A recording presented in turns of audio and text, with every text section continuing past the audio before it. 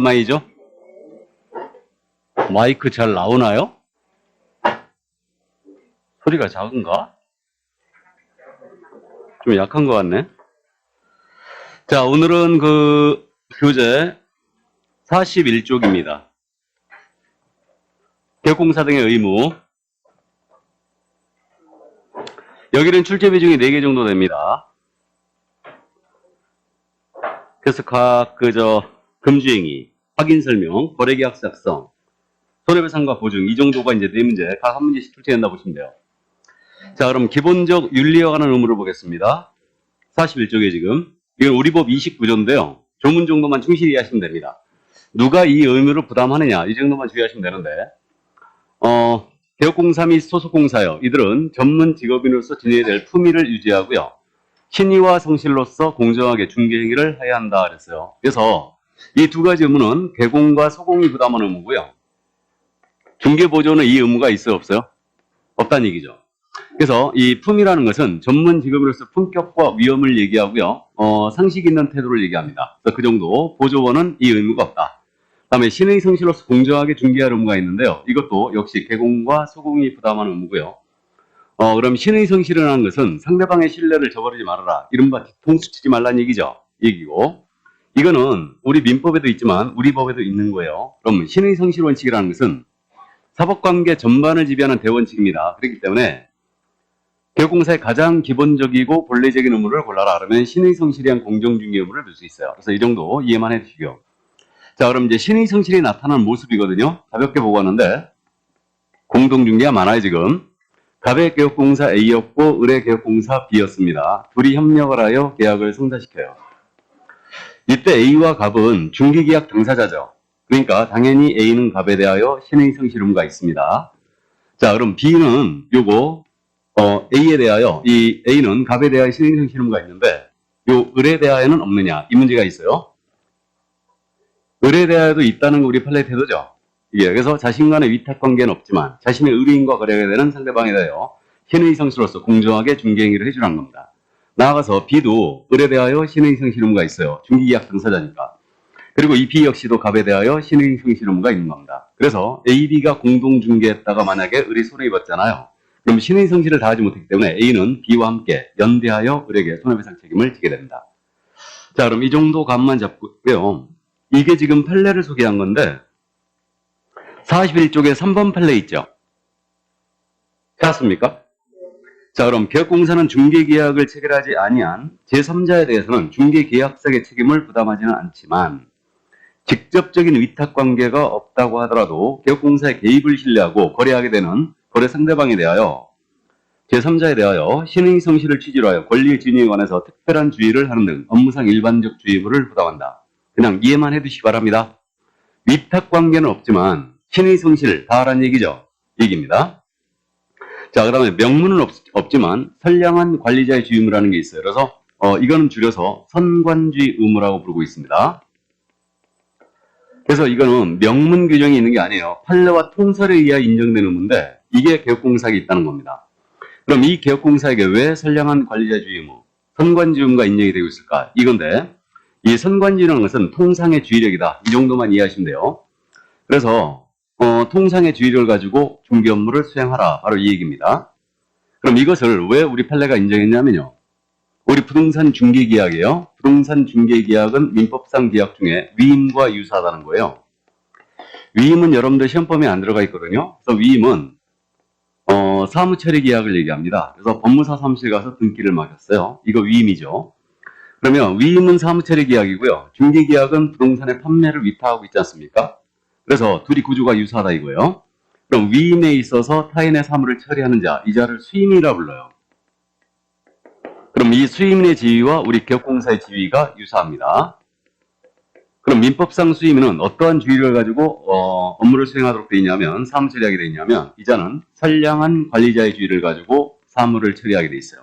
그렇기 때문에 개공 역시도 이 의무가 인정이 된다는 게 판례의 논리입니다. 그래서 부동산 중개계약은 민법상 위임계약과 유사하기 때문에 수임의 지위는 선관주의 의무를 개공 역시도 부담한다. 이게 판례의 논리예요. 그러면 선관주의 정도가 어디까지냐? 이거는 판례 한 가지만 이해하고 계시면 되는데 선관주의라는 것은 자, 갑이라는 자가 A에게 이거 내 아파트인데 팔아달라 하고 중개 의뢰합니다. 그러면 A는 이 값이 진정한 소유자인지를 확인해 줘야 되거든요. 그럼 이 소유자 확인 방법에 있어가지고 상관주의 정도가 나타납니다. 그럼 이자가 소유자인지 아닌지는 어떻게 확인하면 되냐면 일단 등기상 증명서 떼봐야 되죠. 열어보고 이자가 소유자인 갑이라고 주장하니까 이자에게 신분증 달라고 그래요. 그래서 주민증 확인을 합니다. 둘이 일치가 됐거든요. 그럼 이자가 소유자라고 인식이 되는데 여기까지 하는 것은 누구나 하는 기본이라는 게 우리 판례예요. 예, 그래서 최소한이다. 이거는 그래서 개공이 지니고 있는 상관주의를 다하는 것이라 볼 수 없다라는 게 판례입니다. 따라서 이자가 알지 못하는 자인 경우는 권리자람 누구나 갖고 있는 증서가 있죠. 그게 뭐예요? 등기 권리증. 이걸 확인할 필요가 있으며 더 나아가서는 판례나 인감증명서 등을 통하여 더 확인할 필요가 있다는 거예요. 여기까지가 상관주의라는 겁니다. 그러니까 상당히 높은 주의를 요구하고 있어요. 그래서 실무적으로 말해요. 진정한 권리자인지 여부를 확인하면서 만약에 권리증 확인 안 한 바람에 사기를 당했지 않습니까? 그러면 이거는 개공에게 중대한 과실이 있는 거예요. 그래서 상관주의 의무 위반은 결국은 과실로 인정이 되고 이로 말미암아 의뢰인이 손해입었다. 그럼 손해배상 책임으로 결국은 연결이 됩니다. 이게 여기까지. 자, 그래서 이게 바로 이제 선량한 관료주의라는 거, 이 정도만 이해해 주시고요. 그럼 판례 거기 잠깐 볼까요? 41쪽에 밑에 있는 판례. 1번 판례거든요. 개업공사와 중개 의뢰인의 법률 관계는 민법상 위임과 유사하므로 선량한 관료주의로서 의뢰받은 중개 업무를 처리해야 할 의무가 있다. 알아보시겠죠? 그리고 2번 판례입니다. 등기 권리증은 소유권 이전기 단계뿐만 아니라 그 이전의 거래에 있어서도 당사자 본인의 증명이나 처분권의 유무의 확인 등을 위하여 중요한 자료가 되는 것이므로 개업공사로서는 매도 의뢰인이 알지 못하는 사람인 경우는 필요한 때는 등기 권리증의 소지 여부나 그 내용을 확인 조사해야 할 주의 의무가 있다. 알아보시겠죠? 여기까지가 바로 선관주의예요. 자, 그럼 넘어갑니다. 4번 판례는 참고하시고요. 이제 비밀준수문으로 넘어갑니다. 우리 법 29조 2항이에요. 자, 우리 개업공사에게 비밀준수무가 인정되고 있는데 전문 직업인들은 대다수 이 의무가 있습니다. 근데 적용 대상이 조금 차이가 있네요. 특이한데 비밀준수무는 개업공사, 소속공사, 중개보조원, 임원사원도 부담하는 의무입니다. 그래서 이거 중개업 종사자 전체죠. 우린 중개업 종사자 전체를 뭐라 부른다? 개공, 등이라 표현하고 있어요.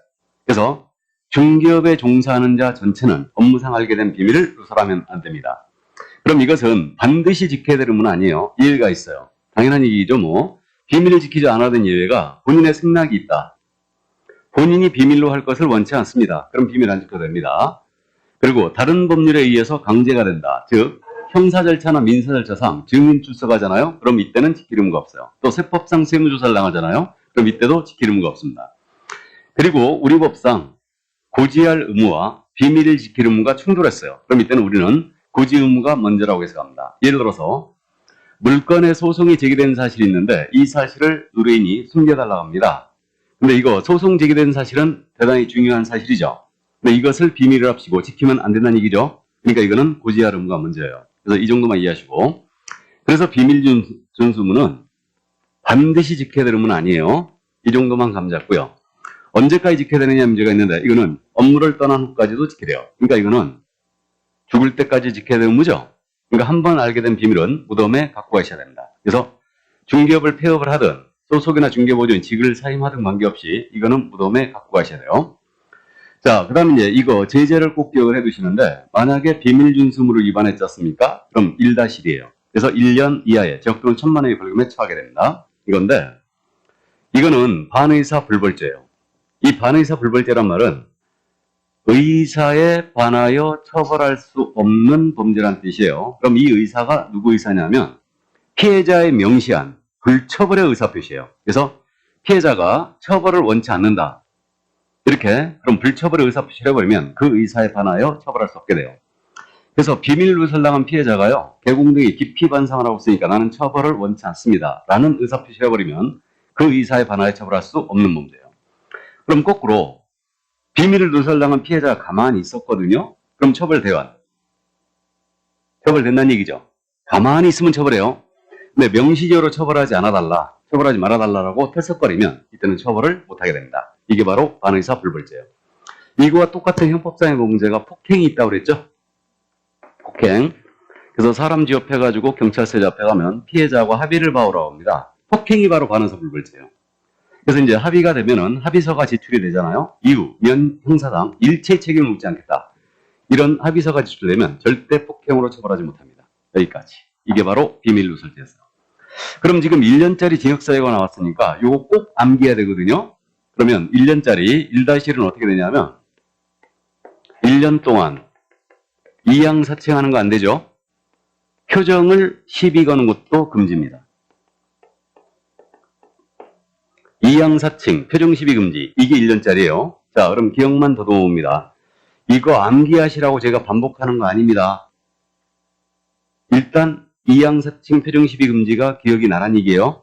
그래서 반복을 하는 겁니다. 요 2는 뭐냐면 이중자에 걸리면 모두 1년이죠. 기억나세요? 이중등록, 이중소속, 이중사무소 모두 1년이에요. 그 다음에 양도되어 전부 다 1년이에요. 그럼 대항법이니까 받은 자도 다 1년입니다. 다른 사람에게 성명이나 성호를 사용하여 업무하게 한 자 모두 1년이고요. 그 다음에 사칭자는 2명 있어요. 공인인계사가 아닌 자가 공인인계사 이와 유사명칭을 사용했어요. 자격사칭이죠. 그 다음에 개업공사가 아닌 자가 공사사무소, 부동산중개, 유사명칭을 사용했습니다. 명칭사칭이에요. 그래서 아닌 자 모두 1년입니다. 그 다음에 이 표는 표시광고죠. 그래서 개공이 아닌 자가 표시광고하다 걸렸어요. 그럼 역시 1년이다. 표시광고는 꼭 기억할 게 있다고 그랬는데 요거 개공이 아닌 자가 표시광고했습니다. 이거 포상금 주는 거 맞아요? 신고한 포상금 주는 거예요. 그럼 이들은 주는 거 아니죠. 그래서 이제 감 꼭 잡고 있어야 되고 정은요. 정보예요. 암기표에서 정은 정지 아니면 정보인데 요거는 정보예요. 그래서 거래정보 사업자가 개공으로부터 의뢰받지 아니한 정보를 공개했거나 의뢰받은 내용과 다르게 정보를 공개했거나 차별적으로 정보를 공개한 경우죠. 그래서 이게 1년이고 시가 뭡니까? 임시 시설물 설치 1-1이고요. 비밀누설죄가 바로 이거예요. B가. 그래서 이제 이건 반의사 불벌죄고요. 금지행위 중에 4가지. 매, 무, 수, 거. 매매업, 무등록업자와의 거래, 보수, 초과, 거짓된 언행으로 판단을 시켰을 때 이겁니다. 그래서 이게 1년이다. 그래서 요 1년짜리 반드시 암기하고 계셔야 됩니다. 이거는. 자, 그러면 비밀윤수무 여기까지 봤습니다. 이제 금지행위로 들어가죠. 금지행위는 매회출제로 돼 있죠. 그러니까 이제 시험에서는 금지행위냐 아니냐를 주로 물어요. 그래서 정확하게 금지행위 여부를 판단해야 됩니다. 자, 그러면 금지행위로 들어가는데